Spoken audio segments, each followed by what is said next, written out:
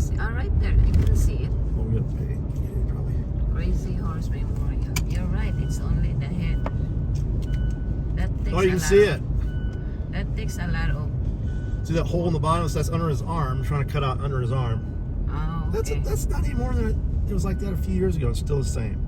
So you can barely you can see his arm is stretching like this, but you can't really tell, right? Just flat. So it's like pointing there. Yeah, but it's not. You can't see the arm yet. They have a hole under his armpit right here. It's only started. Oh. Okay. That's what it's been like that for years. That is funny. So funny. Great state of misery. Come on. All right. Move up. What?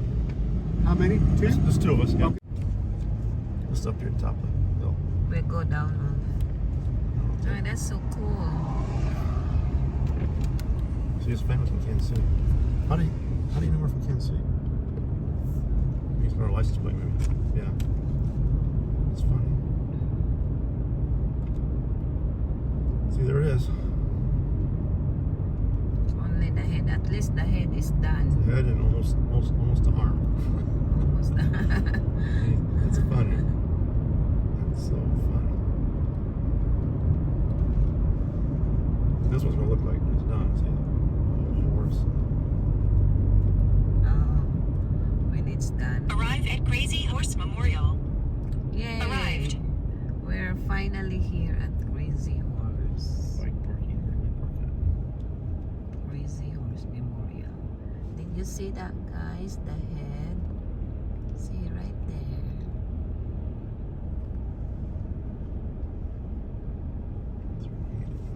Wow.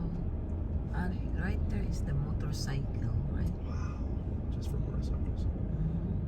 Maybe we can look around here. There's one there. There's another border. You're right. Ah, that's where they put a baby. I think so. Looks like it. Maybe. Maybe not. Maybe. Let's look around.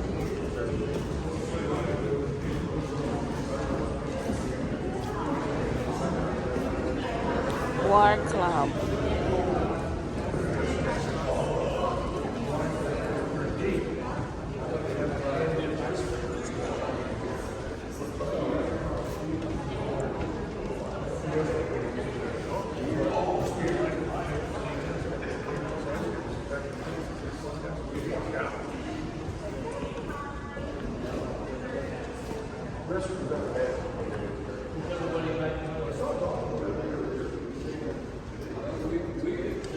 Different paintings. That's neat, right? They use a lot of beads then. Before. They use a lot of beads.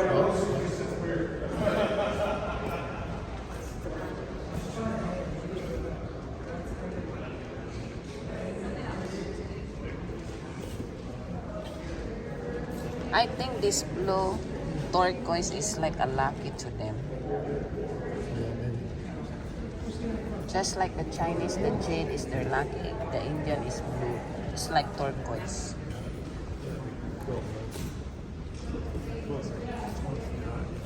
Huh? Very cool. Yeah. No. Let's look here. It's huge. It's just going on and on and on. It's a restaurant. Maybe they have better restaurant there, babe. It's pretty big. Large.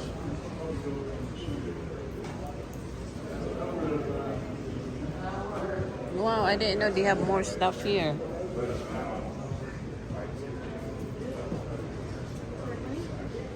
Their earrings are cute.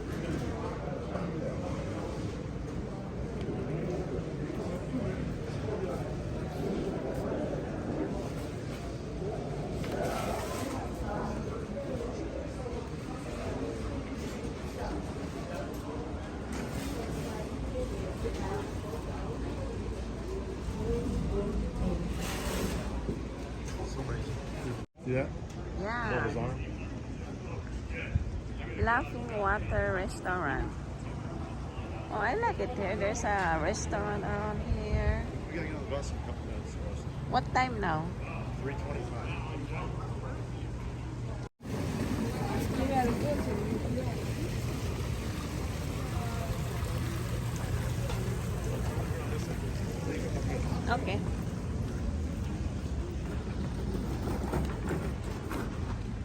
I wanna have picture here later.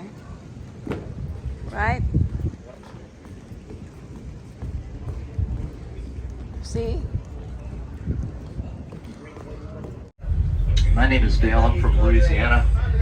Hey, so my wife and I, we're work campers. We own our home. We have an RV that we come to the beautiful Black Hills and stay in. We're here till Labor Day, and then we go home. So, which is the height of hurricane season. I don't know how smart we are, but I just soon stay. I love it up here. But we got grandchildren and great-grandchildren, so you got to be close to them. Anyway, this road you see directly ahead of us, leading up to the mountain, is the original road to get up there. All this project was started by a guy named Korchak Julkowski, and that's where you pronounce his name. He got up there June 3rd, 1948. He set off a blast, blew about 10 tons of rock off the mountain. That was a ribbon cutting ceremony. It is 6,600 feet to the top of Crazy Horse's Head, and that hole up there was blasted through the mountain to get equipment from this side to the back side. They didn't have any other roads there. That hole's 25 feet wide, 40 feet tall, about 60 feet long. But Korchak climbed, he built a staircase up there, 741 steps. He made it out of lumber that he milled on the property. So they estimate he hauled around 18 tons of material up on that mountain on his shoulders. That he couldn't afford to have anybody help him, and it was before his kids got big enough to help him. So anyway, he climbed up there one day. He's hanging on a 1-inch rope. This is before OSHA and all that sissy safety gear stuff you gotta have. You know? Not for him. He's got a 2-way radio strapped to his chest, a gallon of paint hanging off his belt, on a 4-inch wide red roll house paintbrush. Ruth, his wife, was in a parking lot. She had a 2-way radio, and she had the drawings of the sculptures, so she's directing him. You know, move over here, honey, paint the horse's eye. Move back over here, paint this. Back and forth he went. Painted the entire outline of the sculpture on the mountain. It's kind of like a husband test, you know. If he could follow his wife's directions. He passed it, by the way. They were married almost 32 years. But when he got done, he said he was sad and glad at the same time. He was sad because people would see the outline of the horse and the Indian on the mountain and say, what's so memorable about that? But it's going to be so much more when it's done one day. But he said he was glad Ruth didn't want him to put another coat of paint up there. He used almost 180 gallons of paint. He painted 4-foot wide lines with a 4-inch wide brush. So he's more man than me. I tell people hell is painting 1-inch trim with a 1-inch brush forever, you know. Anyway, when he was a year old, his parents died in a boating accident in Boston. So he spent the first 4 years of his life in an orphanage. Then he's adopted by a family. Their last name was Welch. He was a foster child, so he was the Welch family slave. He was pretty abused as a young child. When he got 16 years old, he'd had enough of that mess, so he got in a fight with his stepdad, got kicked out of the house. So what does he do? He just works 3 jobs, puts himself through a technical school, became a pattern maker in a shipyard, and taught himself how to do sculpting and painting at the same time. So in 1939, he entered a sculpture into the New York World's Fair, and lo and behold, he won first place. Now there was an Indian chief out here named Henry Standing Bear that read about him, and he wrote him a letter. He said, "Dear sir, we want you to know that the red man has his heroes too. Would you come to the Black Hills and do a carving for us?" That letter just struck a note with Korchak. He always carried it with him in his shirt pocket. So he came out here in 1947 to live. He died in 1982. He's only 74 years old, which is young. So he died up in Sturgis of acute pancreatitis. But he's buried in this clearing right over here to the left. Back in there, there's some white aspen trees, so he's back in there past those aspen trees. That's his tomb. His wife, Ruth, died of cancer in 2014, and she's laid to rest back there beside him. 2 sawmills and a visitor center on the property, and that's what Ruth ran, that end of the operation, so all the girls helped their mom do that too. Now one day one of the sons, he was a little bit older, his name was Casimir, he was operating this bulldozer that's at the end of the road down here up on the mountain, and the brakes went out on that thing, so it goes rolling off the side of the hill with him on it. He couldn't stop it.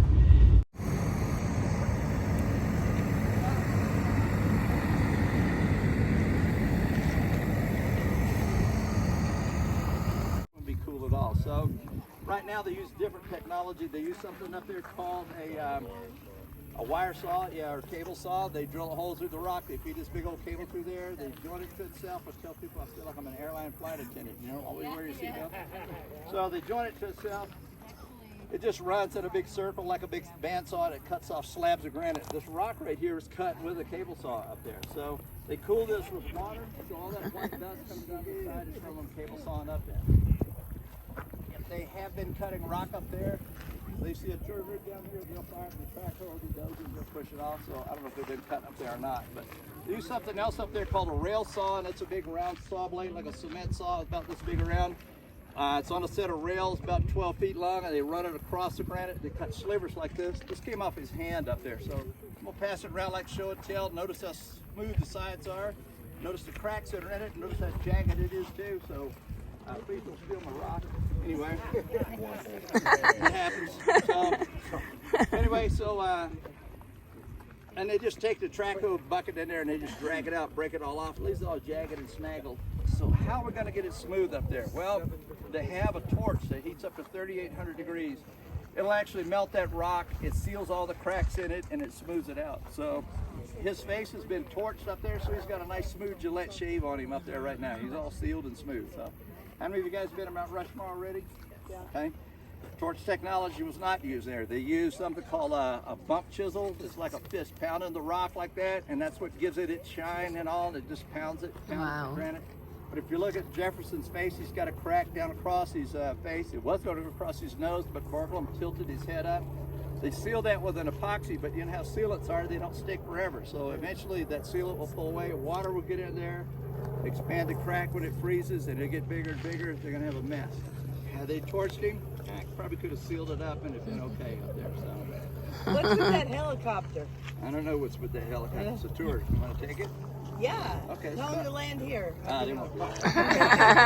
Hopefully not. Engine failure, maybe he might land here with us. Anyway. That's a cool tour. So there's 3 ways to get up there on the mountain. One way is to be part of the rock crew, and I got some volunteers. I got some folks right over here who can work up there. Young lady, how old are you? What's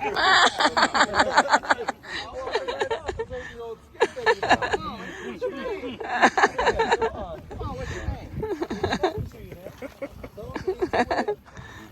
Quinn.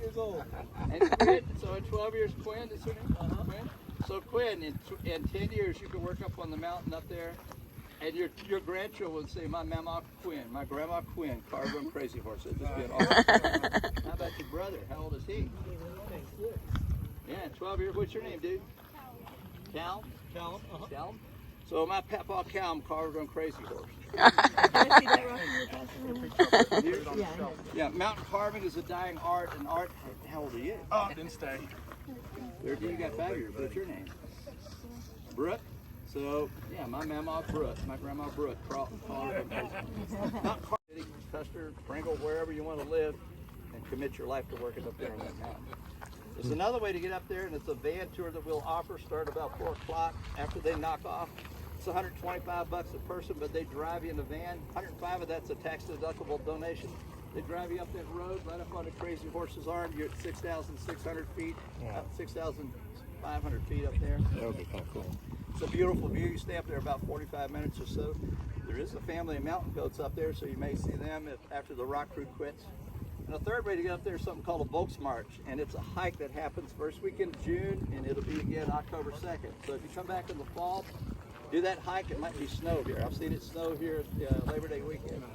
So, but it's a 3 miles. So you hike through the woods, you come across his face, come back on that road back there, you climb about 500 feet in elevation in less than 3/4 of a mile. So we did it in 3.5 hours to get up there.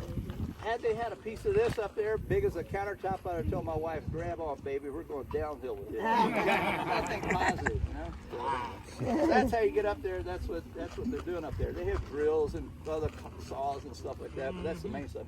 There's a full-size Traco up there.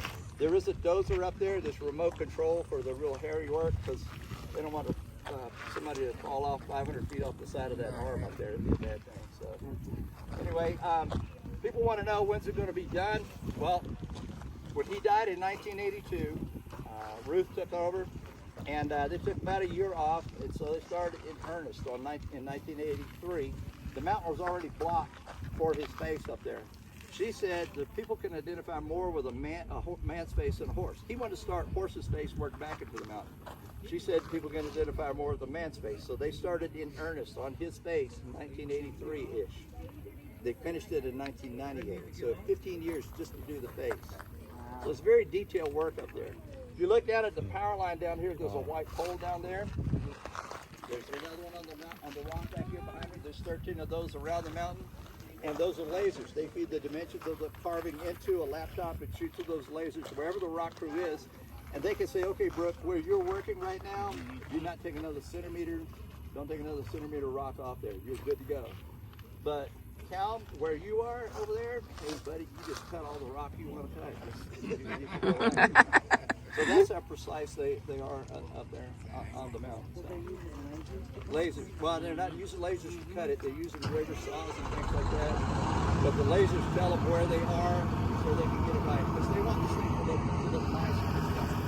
So it took me years to do that. What's that?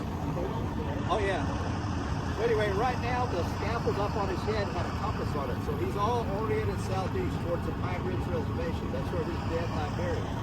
So his arm is pointing in that direction. So in 10 years, hopefully in about 10 years, they've already started down under his finger. They'll get the horse's face.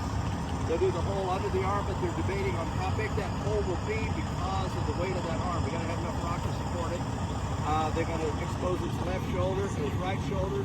They will do his hair on both sides. I think it's curly when he was younger, so doing his hair stuff, right?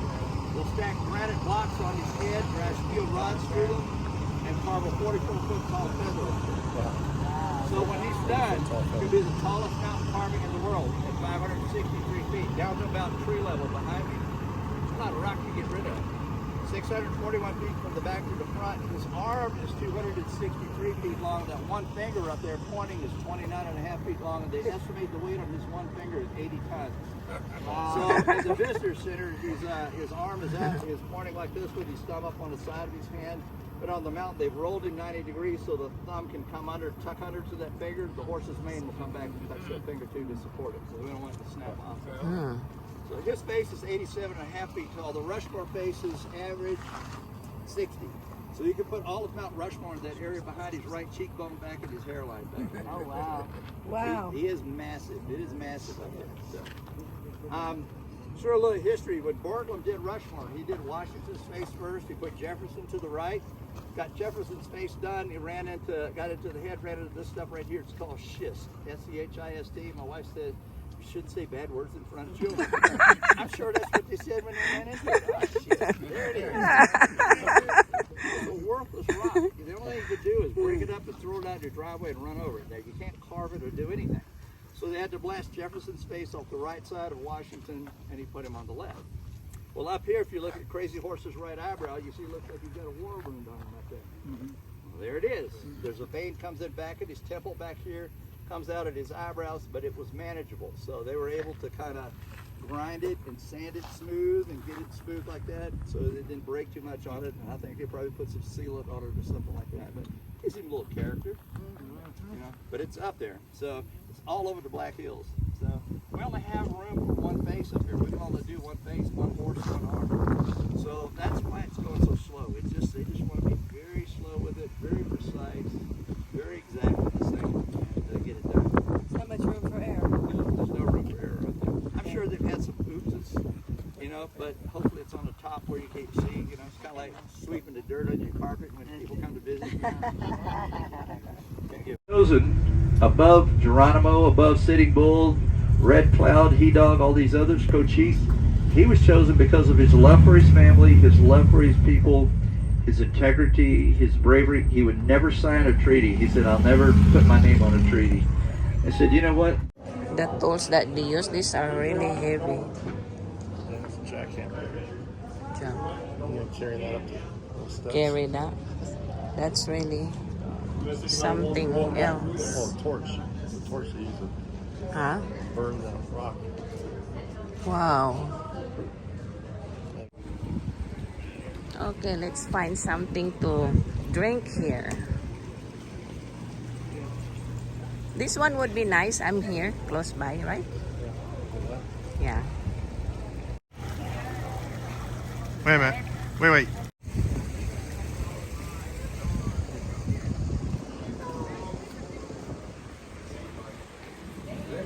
Let's go inside, guys, and get some drink.